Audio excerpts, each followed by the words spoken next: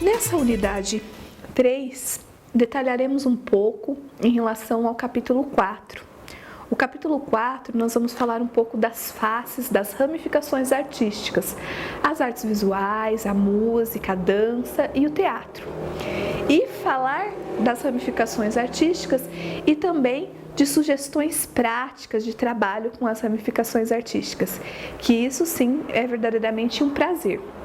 Eu particularmente gosto muito de crianças da educação infantil.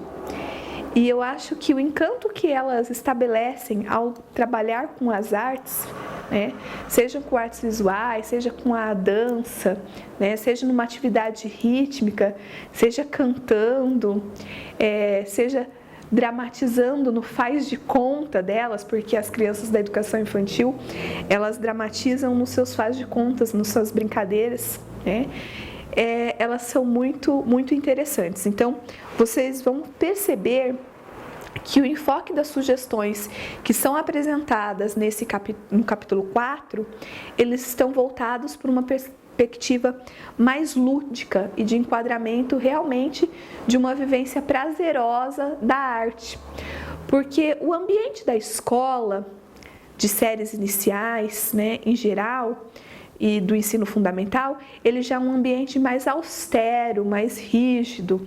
Então, eu acho também que uma das questões que a disciplina de artes tem quanto compromisso na escola é também trazer um pouco dessa sensibilidade, dessa suavidade, dessa dimensão mais espontânea, prazerosa, né? Independente do tipo de ramificação, né, que estaremos tratando no ensino da arte. Mas levando em consideração as ramificações principais, né, que são elencadas pelos documentos nacionais e pelos documentos e as diretrizes e orientações estaduais paranaenses.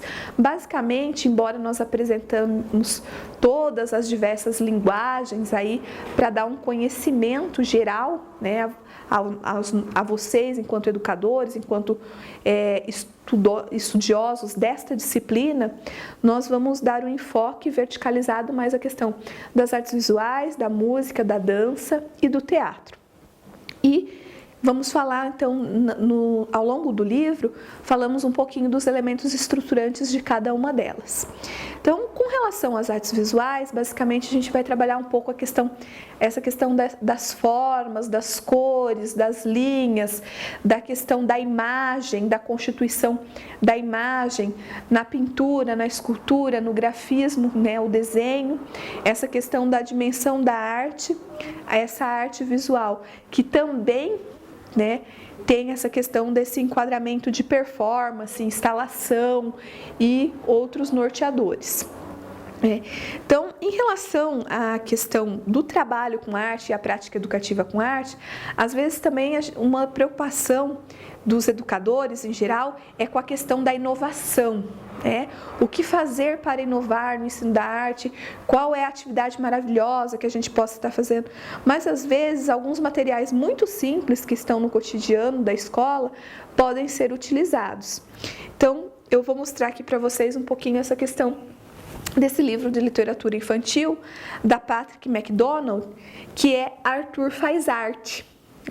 Então, nessa obra, Arthur Faz Arte, vocês podem estar vendo a questão dessa composição das artes visuais, em que a gente vai ter aqui o Arthur, que é um menininho, que vai estar fazendo arte, né, ao longo do livro e demonstrando aí o que pode ser essa questão do fazer arte, que não tem esse compromisso de padronização. Então, o grafismo, o risco, o traçado, as linhas, as formas, as linhas quebradas, as linhas retas, as linhas onduladas, como que elas se constituem. A exploração das cores primárias, o azul, o vermelho, o amarelo, né?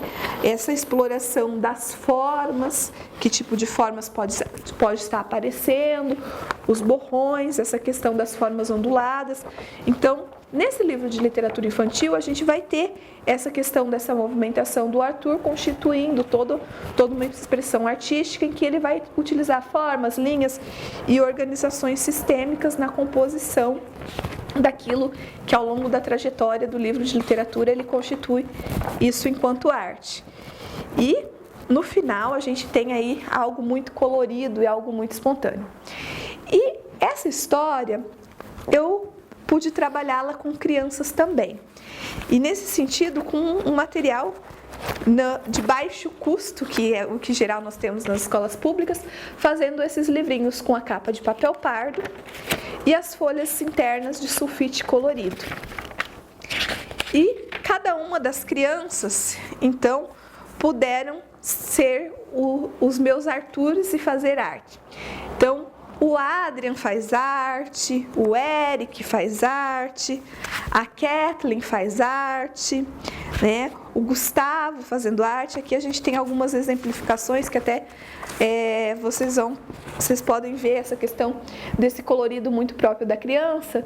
E vocês vão ver também uma outra questão, que tudo também vai depender do enquadramento e do encaminhamento de mediação pedagógica do professor. Porque os meus alunos em si, todos esses alunos, eles não se preocuparam qual era a composição e a sequência da arte do Arthur para que eles constituíssem uma estruturação própria. Em alguns momentos, é lógico que eles usam o padrão, né? As linhas quebradas, tal. Em algum momento aparecem os círculos, tal. Mas não é a todo momento isso rememorado, né? Então, em alguns momentos, a gente tem uma arte muito peculiar. A gente não tem o Arthur em nenhum momento na cama ou deitado no gramado, vendo as estrelas. Então, essa questão dessa expressão da criança, e que pode ser valorizada mesmo quando a gente tem alguns eixos norteadores. É algo também muito importante quando a gente pensa esse trabalho voltado às artes visuais, que em geral tem acontecido muito nas escolas, é o uso da releitura de obras de arte. E aí, nesse uso da releitura de obras de arte, uma grande preocupação, em alguns casos, é a cópia fiel da obra de arte, né? E eu acho que isso não deve ser uma preocupação do professor. Eu acho particularmente isso, mas também eu acho isso amparado pela teórica Ana May Barbosa, a qual coloca que a releitura, ela não é uma cópia fiel da obra e ela não tem esse compromisso de transposição direta, mas ela é uma interpretação, a releitura é uma interpretação pessoal da obra, né? E nessa interpretação pessoal da obra, eu vou desprender de mim qual é essa minha visão em relação à obra e vou apresentar, né? Dentro dessa estruturação, eu vou apresentar. Então, assim, não é porque eu estou fazendo uma releitura de obra de arte que eu tenho que ser fiel a todos os traços, todas as formas, todas as linhas, todas as cores, né? Então, assim, alguns trabalhos interessantes que eu fui fazendo aí ao longo dessa minha trajetória de arteira com os meus alunos aí, e as últimas que nós fizemos, que nós vamos mostrar aqui para vocês um pouquinho disso, é a questão de fazer a releitura de obras de arte a partir da fotografia. E a partir também de um city tour, de andar um pouquinho e vendo essa questão da arte fora do espaço da sala de aula, vendo essa composição da arte em outros espaços. E nessa questão da releitura, né, da obra de arte com fotografia, ou às vezes em algum momento a releitura de obra de arte sem necessariamente ser com um material específico que o pintor utilizou, porque em geral algumas vezes a preocupação dos professores é assim: eu vou fazer uma releitura de obra de arte impressionista que é feita com tinta a óleo, então tem que ter tinta a óleo para fazer essa releitura, ou então no mínimo tem que ter uma tinta guache, né, que seja semelhante para que a reprodução da obra de arte fique fiel. E não necessariamente eu posso fazer uma releitura de uma obra de arte utilizando algo que não tenha nela. Então eu posso ter obras muito coloridas, mas fazer uma releitura com os meus alunos utilizando carvão vegetal, ou fazer uma releitura com os meus alunos de determinada obra utilizando barbante, cola e tesoura. Então também assim, a gente tem que quebrar um pouco de paradigmas e perceber que o ensino da arte, ele tem toda essa questão do enquadramento do tipo de mediação que o professor vai estar fazendo. E essa mediação, ela não precisa de grandes elementos e não é nem tão caro assim. Em alguns momentos, a questão da escultura em arte, a escultura imaginativa, eu trabalho com a questão dessa questão mais voltada à questão da escultura conceitual e tudo mais, ela pode ser feita com sucatas, com garrafas PETs, com elementos que são de fácil acesso para que as crianças tenham. A própria questão do teatro em si, vocês vão ver aí na apostila tem a sugestão do teatro da leitura e a composição de um elemento de figuração que pode ser feito com elementos baratos, desde que aquilo realmente caracterize o personagem e auxilie para que a criança ou o aluno incorpore o personagem, porque o mais importante é você se sentir o rei, se sentir a rainha ou se sentir o mendigo e conseguir dar densidade dramática para isso, no caso do trabalho com o teatro. Então, essa questão dessa articulação. Então, o teatro tem a sonoplastia, tem o figurino, tem os elementos de cena, mas uma coisa que eu acho mágica também, a partir de Bloch e de Maria Clara Machado, com a peça O Fantasminha Pluft, é uma peça infantil, e de lá para cá ela vai discutindo essa questão desses elementos de palco, esses elementos de cenografia, porque o teatro também anteriormente ele era muito voltado e muito pensado nessa reprodução fidedigna dessa questão do espaço-tempo. Então, se a gente ia dramatizar a Chapeuzinho, tinha que ter a floresta da Chapeuzinho, tinha que ter para configurar que ela estava andando pela floresta e que tinha o lobo, tinha que ter toda essa questão do bosque. Hoje, o teatro, ele dispensa tantos detalhamentos, porque o mais importante é o se colocar, é o se posicionar, é o se constituir enquanto parte desse enredo. Então, o teatro ele pode ter o quê? Ele pode ser composto, o personagem ele pode ter simplesmente um único elemento. A rainha pode ter só a coroa. O que importa é a questão dessa colocação, dessa incorporação e desse afetamento que o personagem tem em você para você se constituir enquanto personagem e compor a dramatização, o roteiro, essa estruturação. Uma outra questão que eu acho importante ressaltar, essa questão do teatro também, é que a gente vai ter aí os jogos dramáticos. Esses jogos dramáticos que às vezes a criança... Então, o brincar de espelho, uma criança na frente da outra e uma vai ser o espelho e a outra vai ser o reflexo, e fazer os mesmos movimentos.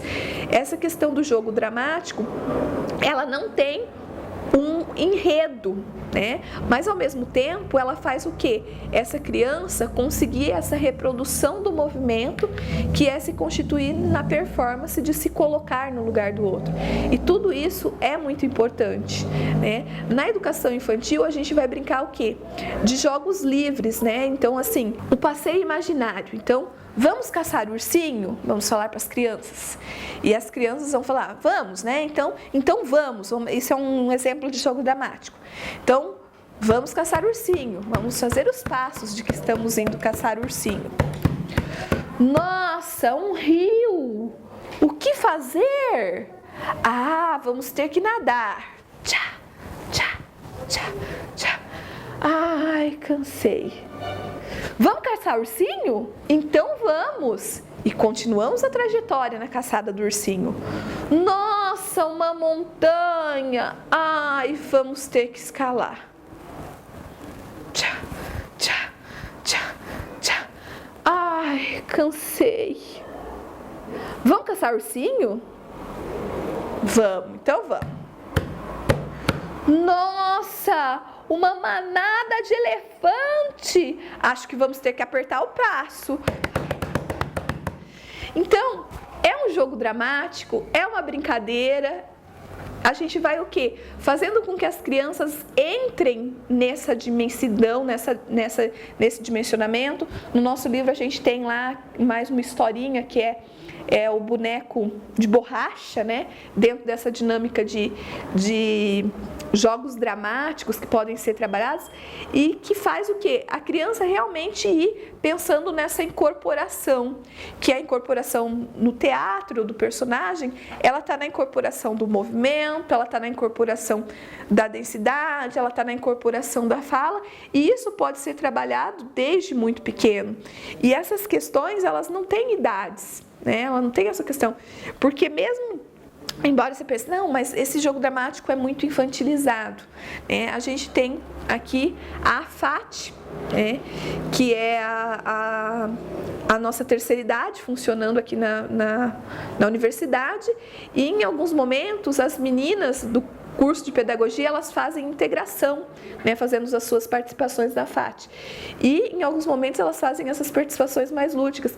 E mesmo com 60, 70, 89 anos, como temos algumas idosas, elas entram nessa dinâmica aí do boneco de borracha, de incorporar e de se sentir personagem, porque às vezes a gente precisa realmente, dentro da sensibilidade, dentro dessa formação para a sensibilidade, do dimensionamento mais humano, a gente precisa se deslocar do mundo da realidade e viver um pouco de fantasia. E a arte, ela tem essa possibilidade, esse dimensionamento, embora ela também tenha conteúdos e teorias muito particulares, que a gente não pode perder isso de vista. Com relação a dança, isso também a gente fica muito, muito claro, né, também.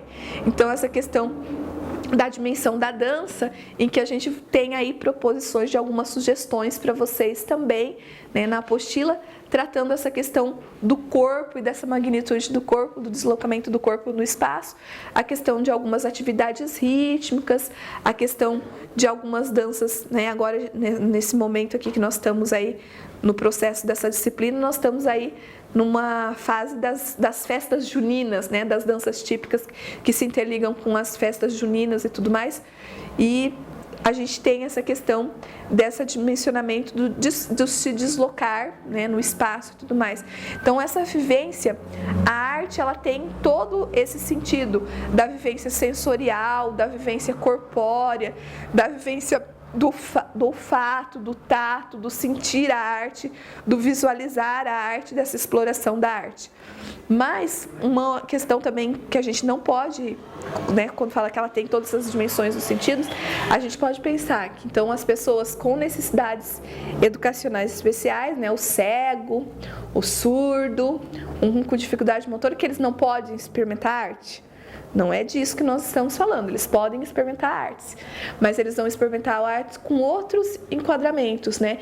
Então, a questão do cego, ele não vai experienciar a arte com essa questão do dimensionamento visual, mas a arte, para ele, pode ser um afetamento corpóreo pela audição, pela questão da música, por experimentar aquela música e fazer o seu corpo se deslocar no espaço, né?